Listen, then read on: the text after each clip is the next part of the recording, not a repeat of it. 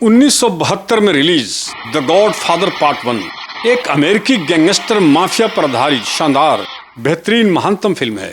God father को इस विषय पर बनी अब तक की सबसे महान और सबसे प्रभावशाली फिल्मों में से एक माना जाता है। साथ ही गैंगस्टर शैली पर बनी यह फिल्म एक मील का पत्थर है, क्योंकि इस फिल्म की कहानी, निर्देशन, कलाकार, छायांकन में यह फिल्म एक विशाल स्थिरता लिए शब्दों, संवादों और अंजाम से गुजरती यह फिल्म दर्शकों के दिमाग में उतरती जाती है। कहानी में एक बार अगर आप उतर गए तो direction, location, outdoor frame, indoor frame और कंपोजिशन आपको जकड़े रखेगा। यह फिल्म आपकी नजरों को बांधे रखेगी। दृश्य प्रदृश्य आपको विचलित और हैरान करेंगे और आप ऐसे दृश्यों से अपने आप को छुड़ा नहीं पाएंगे। इतनी सशक्त निर्देशन है इस फिल्म की। दुनिया की पहली डॉन जैसी कहानी पर आधारित फिल्म है। माफिया डॉन फिल्म में जो गोलीबारी शूट होती है वह एक्शन फिल्मों की तरह नहीं होती, बहुत वास्तविक होती है और यही इस फिल्म की बड़ी खासियत है। गैंग वॉर जैसे शब्द का प्रयोग इस फिल्म में नहीं है। इसकी जगह परिवार का शब्द यूज किया गया है, जो इनके चाल चलन, संदेह, इनकी गंभीरता आपके दिमाग में बैठा देती है। कोई घटना आपके दिमाग में न हो और अंजाम आपके सामने आ जाता हो, यही गॉड फादर फिल्म की विशेषता है। इस कहानी में सभी इटालियन और अंग्रेजी नाम हैं।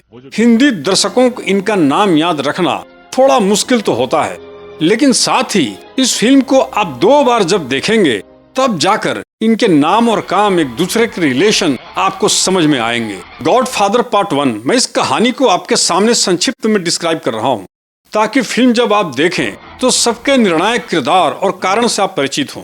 मुझे उम्मीद थी हम यहाँ मिलकर समझदारी से बात करेंगे। गॉड फादर पार्ट 1 ऑस्कर पुरस्कारों के लिए 11 नॉमिनेट हुए, लेकिन विजेता पुरस्कार 3 ही मिले। इस फिल्म में 20 कलाकारों के बड़े ही महत्वपूर्ण किरदार जरूर हैं, लेकिन मैं महत्वपूर्ण 5 मुख्य शीर्ष कलाकारों का यहाँ जिक्र कर रहा हूँ, जो मुख्यतः शीर्ष भूमिका, बड़े किरदार यहाँ निभाते हैं। नंबर 1 पर है कुलपति फर्स्ट गॉड फादर वीटो कॉर्लियोने के किरदार में मर्लन ब्रांडो एक महान ऑस्कर विजेता है। ईमानदार आदमी का कोई दुश्मन बनता है तो वो मेरा दुश्मन बनता है, जिनका प्रभाव इस फिल्म को शिखर पर ले जाकर छोड़ता है। इनकी गहरी गंभीरता, एक समानांतर स्थिरता, अनुभवी दृष्टि की सरलता से गॉड फादर का प्रभाव जो छोड़ते हैं, वह कई दशकों तक वास्तविक डॉन इनके अंदाज को कॉपी करते रहे हैं। हम कोई कातिल नहीं है, लोग शायद यही सोचते हैं, ये आदमी भी। इस तरह मर्लन ब्रांडो फिल्म में अपनी धमक दर्शकों को महसूस कराते हैं। अपनी फैमिली को वक्त देते हो या नहीं? जरूर देता हूँ, क्योंकि जो आदमी अपनी फैमिली को वक्त नहीं देता वो असली मर्द नहीं होता। क्या हाल बना रखा है? अच्छा खाना खाओ, बहुत देर हो जाएगी, वो हफ्ते में शूटिंग करने वाले हैं। उसे ऐसा ऑफर दूंगा वो इनकार नहीं कर पाएगा। मर्लन ब्रांडो चेहरे से किरदार में वजन डालने के लिए गालों में रुई भरकर गॉड फादर का किरदार निभाया था। एक बात और बताता चलूं, यह वक्त था जब मर्लन ब्रांडो बुरे दौर से गुजर रहे थे। इस फिल्म ने इनके कैरियर को पुनर्जीवित कर दिया था। तो साथ ही मर्लन ब्रांडो ने फिल्म उद्योग द्वारा मूल अमेरिकियों के साथ किए गए व्यवहार का विरोध करने के लिए अपने प्रदर्शन के लिए जीता गया ऑस्कर लेने से भी इनकार कर दिया था। दूसरे नंबर पर अल पचिनो है। ये कहाँ लिखा है कि तुम एक पुलिस वाले को नहीं मार सकते? इसे पकड़ कर रखो। मेरे पापा को अकेला छोड़ने के लिए सोलोजो ने तुम्हें कितने पैसे दिए थे? जो मुख्य रोल में माइकल के किरदार में अपने पिता वीटो कॉर्लियोने के चेयर संभालते हैं। माइकल अब इस परिवार का बॉस है, यानी उत्तराधिकारी बनते हैं और सेकंड गॉड फादर कहलाते हैं। तीसरे नंबर पर रॉबर्ट डुवेल।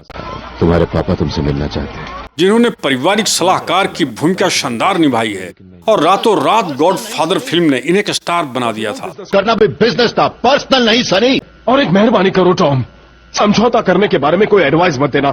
चौथे और 5वें नंबर पर गॉड फादर के 2 और बेटे के किरदार में विटो कॉर्लियोने के सबसे बड़ा बेटा सनी का किरदार जेम्स कॉन ने निभाया है। बंदूक को वहाँ रखने वाला आदमी बहुत ही खास होना चाहिए। और फ्रेडो कॉर्लियोने का किरदार जॉन केजल ने निभाया है। माइक, वो ग्रीन जैसे आदमी से इस तरह बात नहीं कर सकते हो। अब मैं संक्षिप्त में आपको इस फिल्म की कहानी की तरफ ले चलता हूँ। वीटो कॉर्लियोने माफिया परिवार की एक सतत गाथा है। एक युवा वीटो कॉर्लियोने की कहानी है जो सिसिली और 1910 के न्यूयॉर्क में बड़ा हुआ और 1950 के दशक में माइकल कॉर्लियोने द्वारा लॉस वेगास, हॉलीवुड और क्यूबा में पारिवारिक व्यवसाय का विस्तार करने के प्रयासों का अनुसरण करती है। गॉडफादर के जिंदगी का 1940 का दशक है और पूरी तरह से न्यूयॉर्क माफिया परिवार कोरलियोने की दुनिया में घटित होता है। वीटो कोरलियोने अमेरिकी संगठित अपराध में एक प्रमुख व्यक्ति बन जाते हैं। यह परिवार के मुखिया डॉन वीटो कोरलियोने, जिसे गॉडफादर के नाम से भी जाना जाता है, और मैर्लिन ब्रेंडो द्वारा निभाया गया है। वीटो कोरलियोने के एक अंधेरे दफ्तर के अंदर कहानी शुरू होती है, जो अपनी बेटी कोनी, जिन्होंने इस किरदार को तालिया शार ने निभाया है। विवाह समारोह है वीटो का सबसे छोटा बेटा माइकल पचीनो, जिसने खुद को पारिवारिक व्यवसाय से दूर कर लिया है, अपनी गैर इटालियन प्रेमिका के साथ उत्सव में शामिल होते हैं। कुछ महीनों बाद एक ड्रग माफिया जो वीटो कोरलियोने के प्रतिद्वंदी है, ड्रग व्यापार पर साथ चाहता है। डॉन कॉलियन, मुझे 5 करोड़ रुपए नगद चाहिए। इसमें मेरी फैमिली को क्या मिलेगा? 30%। पहले साल में मेरे ख्याल से आपको 30-40 करोड़ मिल सकते हैं। लेकिन वीटो कोरलियोने को ड्रग व्यापार पसंद नहीं और उसे ठुकरा देते हैं। मुझे ये सौदा मंजूर नहीं, और क्यों नहीं इसकी वजह नहीं बताऊंगा। मुझे कोई फर्क नहीं पड़ता कि आदमी अपने रोजगार के लिए क्या करता है, पर आपका ये धंधा वाकई खतरनाक है। जिससे नाराज प्रतिद्वंदी परिवार द्वारा भेजे गए बंदूकधारियों द्वारा एक फल के दुकान पर वीटो कोरलियोने को लगभग एक तरह से मार दिया जाता है, लेकिन गॉडफादर वीटो कोरलियोने बच जाते हैं। इनका छोटा बेटा माइकल उसे अस्पताल में ठीक होने के दौरान माफिया के एक और प्रयास से बचाता है। कुछ लोग इन्हें मारने आ रहे हैं। आप और मैं मेरे पापा को किसी दूसरे कमरे में ले जाएंगे। माइकल फिर अपने पिता गॉडफादर वीटो कोरलियोने का बदला लेते हैं। एक भ्रष्ट पुलिस कैप्टन के साथ साथ वीटो पर हमले का आदेश देने वाले व्यक्ति को भी मार देता है, जिसके बाद सिसिली भाग जाता है क्योंकि एक गैंग वॉर छिड़ जाता है। वीटो का सबसे बड़ा बेटा सनी, जिसके किरदार को जेम्स कॉन ने निभाया है, को गोली मार दी जाती है। माफिया घरों पर नजर कैसे रखते हैं, कमजोरी में कैसे सेंध लगाते हैं, ये इसका बड़ा उदाहरण है।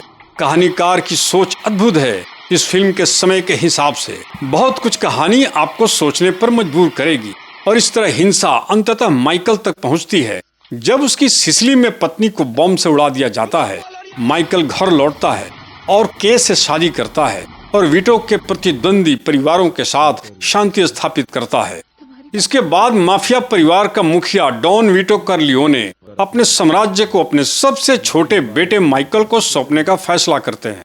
हालांकि उसका यह फैसला अनजाने में उसके परिवार के जान को गंभीर खतरे में डाल देता है।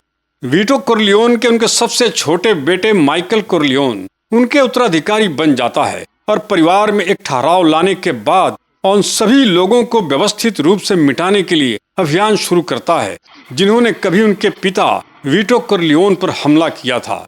मर्लन ब्रेंडो और अल पचीनो के बेहतरीन अभिनय ने इस माफिया परिवार की कहानी को एक अस्थायी जीवंत कसौटी बना दिया। इसकी जमीन ने सीक्वल पार्ट 2 के लिए रास्ता भी तैयार कर दिया था। द गॉडफादर का प्रीमियर 14 मार्च 1972 को लोफ्स स्टेट थिएटर में हुआ और 24 मार्च 1972 को संयुक्त राज्य अमेरिका में व्यापक रूप से रिलीज किया गया। यह 1972 की सबसे अधिक कमाई करने वाली फिल्म थी और कुछ समय के लिए यह अब तक की सबसे अधिक कमाई करने वाली फिल्म थी, जिसने बॉक्स ऑफिस पर $250 और $291 मिलियन के बीच कमाई की थी।